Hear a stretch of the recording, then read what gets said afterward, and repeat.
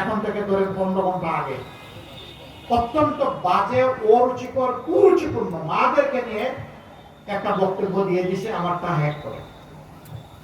একটা দল দেখলাম যে হই হই রই রই করে মিছিল শুরু করে দিচ্ছে।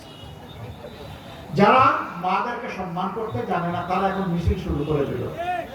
মানে এই কাজ কে করেছে? ঠাকুর করে কে রে? আমি কলা খাই না। মুখ লুকোলে কে বলছে আমি কিন্তু কলা খাই না। ওই কলা অর্ধেক খাওয়া অবস্থায় বলতেছে।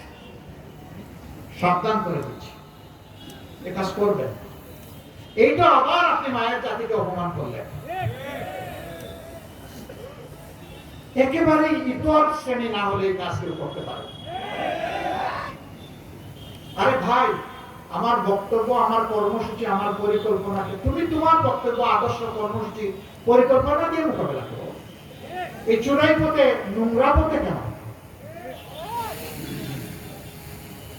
আলহামদুলিল্লাহ এখন আমার অ্যাডমিনের কন্ট্রোলে আবার এটা ফিরে এসেছে 7 ঘন্টা পরে ওই ঘটনা ঘটা।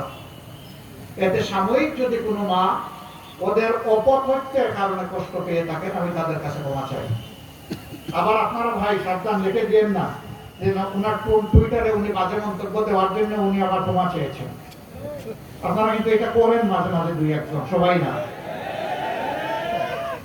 আমি সাবধান করে দিলাম। একে আমার বক্তব্য পছন্দ না হয় সবকিছু আপনার পায়ের তলে ফেলে দিয়েন, কিন্তু আমার বক্তব্য আপনার মতো করে দিবেন না। আমার বক্তব্যটা আমার মতো করে দিবেন, যেমনটা আমি বলেছি।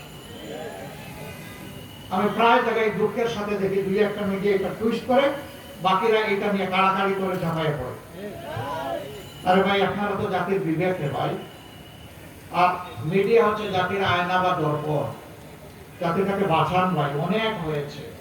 আসুন এবার সবাই মিলে দেশটাকে ইতিবাচক ধারা রাজনীতির দিকে নিয়ে যায়। এখানকার কিছু দাবি আমার কাছে বলা হয়েছে, আমি পড়ে শোনাচ্ছি।